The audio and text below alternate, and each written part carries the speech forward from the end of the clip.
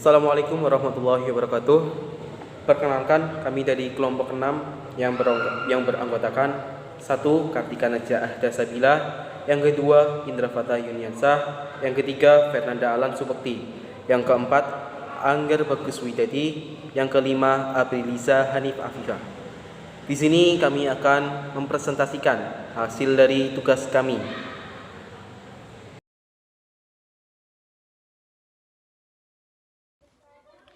Karya ilmiah adalah karya tulis yang dibuat untuk memecahkan suatu permasalahan dengan landasan teori dan metode-metode ilmiah. Biasanya karya ilmiah berisikan data, fakta, dan solusi mengenai suatu masalah yang diangkat.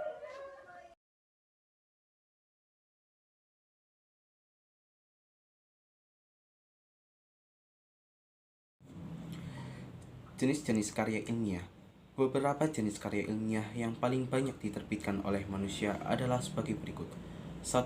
Makalah. Makalah merupakan karya ilmiah yang menyajikan sebuah masalah yang penyelesaiannya mengandalkan berbagai macam data yang ada di lapangan. Karya ilmiah ini bersifat empiris dan juga objektif. 2. Artikel. Dalam konteks jurnalistik, pengertian karya ilmiah artikel merupakan karya ilmiah yang memuat pendapat subjektif pembuatnya mengenai sebuah peristiwa ataupun masalah tertentu.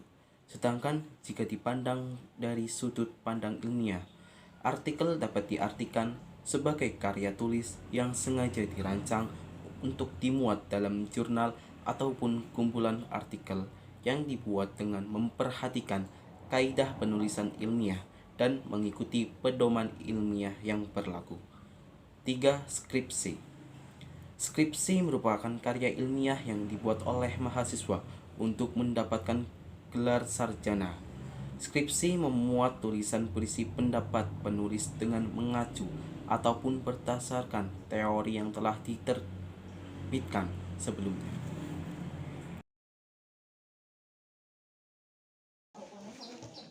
Baik, kemudian yang keempat itu ada kertas kerja.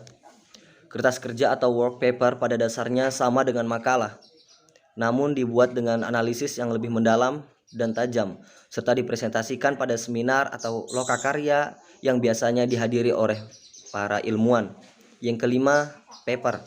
Paper adalah sebutan khusus untuk makalah di kalangan mahasiswa dalam kaitannya dengan pembelajaran dan pendidikan sebelum menyelesaikan jenjang studi diploma, S1, S2, atau S3. Sistematika penulisannya pun sama dengan artikel dan makalah, tergantung panduan yang berlaku di perguruan tinggi yang bersangkutan. Yang keenam, tesis.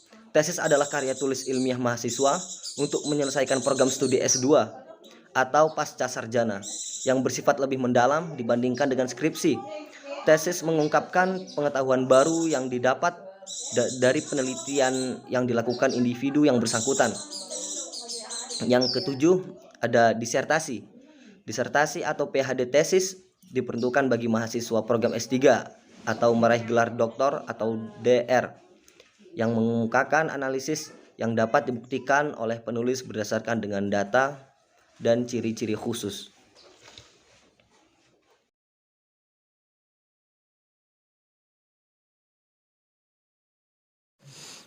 Ciri-ciri karya tulis. 1. Reproduktif. Artinya, karya ilmiah ditulis oleh peneliti atau penulis harus diterima dan dimaknai oleh pembaca sesuai dengan makna yang ingin disampaikan. Yang kedua, tidak ambigu. Ciri ini ada kaitannya dengan reproduktif. Sebuah karya ilmiah harus memberikan pemahaman secara detail dan tidak dikemas dengan bahasa yang tidak membingungkan. Yang ketiga, tidak emotif, artinya karya ilmiah ditulis tidak melibatkan aspek perasaan dari sang penulis. Harus memaparkan fakta yang didapatkan dari hasil analisis penelitian. Yang keempat, menggunakan bahasa baku. Menggunakan bahasa baku agar mudah dipahami. Yang kelima, menggunakan kaidah keilmuan. Penulisan karya ilmiah harus menggunakan kaidah penulisan atau istilah-istilah akademik dari bidang penelitian si penulis.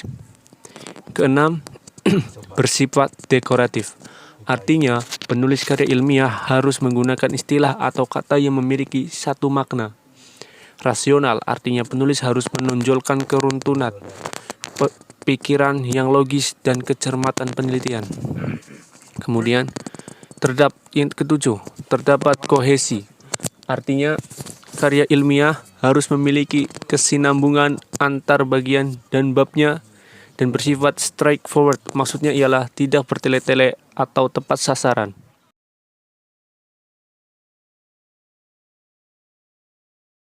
Yang kelima ada struktur karya ilmiah yang terdiri dari satu pendahuluan. Bagian pendahuluan berisikan dasar-dasar penelitian ilmiah dilakukan, masalah yang diangkat, dan mekanisme penyelesaian masalah itu. 2. Isi dan pembahasan. Bagian isi dan pembahasan ini bisa terdiri dari satu atau lebih bab. Jumlah bab pada bagian ini bergantung seberapa pelik pembedahan dan pembahasan dari bahan penelitian. 3. Kesimpulan. Bagian kesimpulan berisikan kesimpulan dari hasil analisis pada bagian isi dan pembahasan. Kesimpulan yang disampaikan pada bagian ini berupa penjelasan singkat dan padat mengenai hasil analisis. Biasanya, bagian ini hanya terdiri dari satu bab.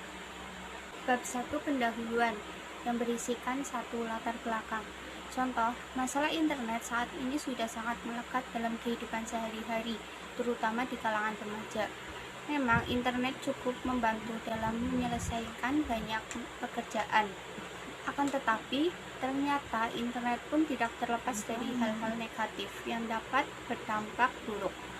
Apalagi usia remaja merupakan saat-saat labil sehingga masih sering terseret arus. Untuk itu, penelitian mengenai bahaya internet bagi remaja penting untuk dilakukan. Yang kedua, rumusan masalah. Contohnya, bagaimana bahaya internet bagi remaja. Yang ketiga, ada tujuan penelitian. Contohnya, dapat menjelaskan bahaya internet bagi remaja. Bab 2 berisi pembahasan. Bahaya internet bagi remaja. Internet di kalangan remaja saat ini nampaknya sudah menjadi kebutuhan pokok. Akan tetapi, tidak semua remaja memanfaatkan internet dengan benar. Ada banyak remaja yang cenderung menyalahgunakan internet sehingga berdampak buruk bagi dirinya dan lingkungannya. Berdasarkan riset yang mendalam, terdapat beberapa bahaya dari penyalahgunaan internet di kalangan remaja, yaitu sebagai berikut. 1. Perilaku bullying melalui sosial media. 2. Mudahnya mengakses konten pornografi yang berakibat pada perilaku kejahatan seksual. Yang ketiga, maraknya kasus penculikan di kalangan remaja setelah berkenalan melalui media sosial. Bab ketiga penutup yang terdiri dari kesimpulan. Internet memang sangat membantu dalam kehidupan, akan tetapi ia tetap memiliki kekurangan. Karena itu, orang tua memiliki peran yang sangat penting dalam mengawasi anak-anaknya, sehingga para remaja dapat membentengi diri dari hal-hal negatif dalam penggunaan internet.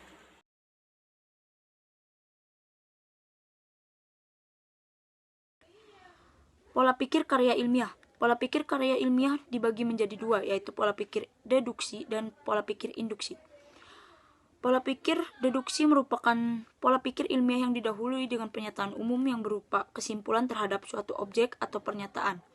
Pernyataan teoris dari sebuah teori tersebut kemudian ditindaklanjuti dengan pernyataan khusus yang diperoleh dari analisis objek, argumen-argumen, bukti-bukti, dan hal lain yang aktual, realistis, dan logis. Sedangkan pola pikir induktif merupakan pola pikir yang didahului dengan pernyataan khusus, yaitu hal yang bersifat aktual, realistis, dan objektif, kemudian ditarik sebuah pernyataan umum atau kesimpulan.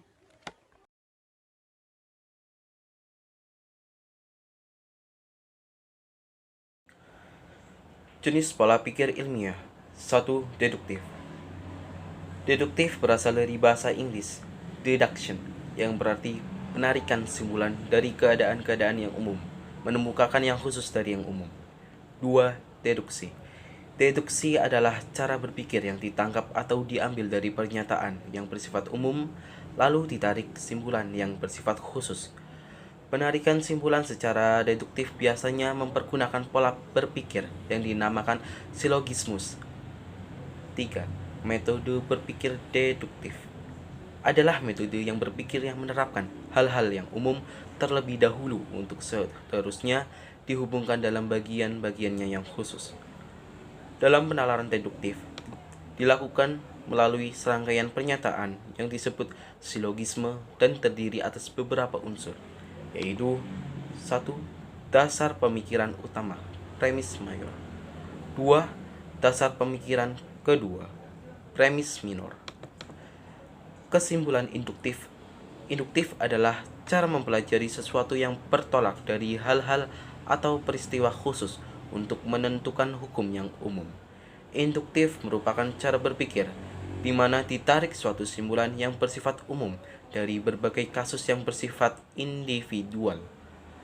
Penalaran secara induktif dimulai dengan mengemukakan pernyataan-pernyataan yang mempunyai ruang lingkup yang khas dan terbatas dalam menyusun argumentasi yang diakhiri dengan pernyataan yang bersifat umum. Berpikir induktif adalah metode yang digunakan dalam berpikir dengan bertolak dari hal-hal khusus ke umum. Hukum yang disimpulkan di fenomena yang diselidiki berlaku bagi fenomena sejenis yang belum diteliti. Generalisasi adalah bentuk dari metode berpikir induktif.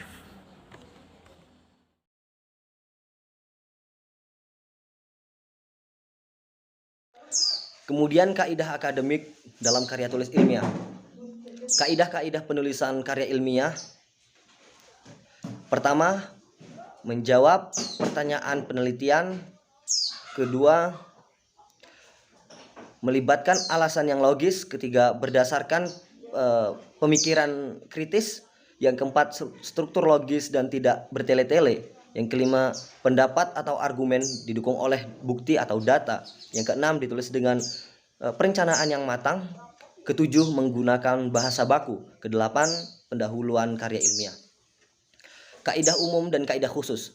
Kaidah umum. Pertama, kaidah umum disepakati secara luas, berlaku universal di lembaga manapun. Kedua, kaidah umum digunakan supaya karya tulis ilmiah satu lembaga dengan lembaga lain bisa saling memahami. Yang ketiga, kaidah umum EYD, kata baku dan kata istilah. Kaidah khusus. Pertama, kaidah khusus atau selingkung digunakan di lingkungan atau komunitas tertentu. Kedua, kaidah selingkung digunakan untuk mengakomodasi kepentingan yang bersifat lokal atau kelembagaan, misalnya berkaitan dengan karakteristik keilmuan.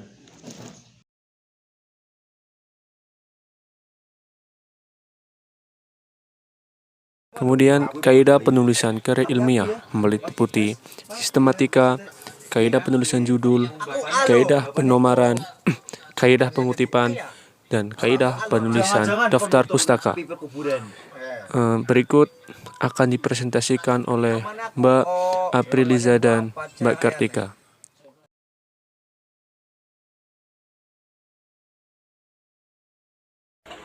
Sistematika karya ilmiah yang terdiri dari halaman sampul, halaman judul, halaman pengesahan, abstraksi, kata pengantar, daftar isi, daftar tabel, gambar, dan grafik. Penulisan judul karya ilmiah yang baku. Yang pertama, tiap awal kata ditulis dengan huruf kapital. Yang kedua, penggunaan huruf kapital pada kata ulang. Yang ketiga, kata atau kalimat asing dalam judul harus dicetak miring. Yang selanjutnya adalah aturan penomoran dalam membuat karya ilmiah. Yang pertama, nomor untuk bab ditulis dengan angka Romawi, misal angka 1, 2, 3, dan sebagainya. Yang kedua, nomor untuk subbab ditulis dengan angka 1.1, 1.2, 1.3, dan sebagainya. Yang ketiga, nomor untuk anak subbab ditulis dengan huruf kapital A, B, C, dan sebagainya. 4. Nomor untuk anak subbab pertama ditulis dengan angka 1, 2, 3, dan sebagainya. 5. Nomor untuk anak subbab kedua ditulis dengan huruf kecil A, B, C, dan sebagainya. 6. Nomor untuk anak subbab ketiga ditulis dengan angka 1 tanda tutup kurung, 2 tanda tutup kurung, 3 tanda tutup kurung, dan sebagainya. 7. Nomor untuk anak subbab keempat ditulis dengan huruf A tanda tutup kurung, B tanda tutup kurung, C tanda tutup kurung, dan sebagainya. 8. Nomor untuk anak subbab kelima ditulis dengan angka tanda kurung 1, tanda kurung 2, tanda kurung 3, dan sebagainya. 9. Nomor untuk anak subbab ke-6 ditulis dengan angka tanda kurung A, tanda kurung B, tanda kurung C, dan sebagainya.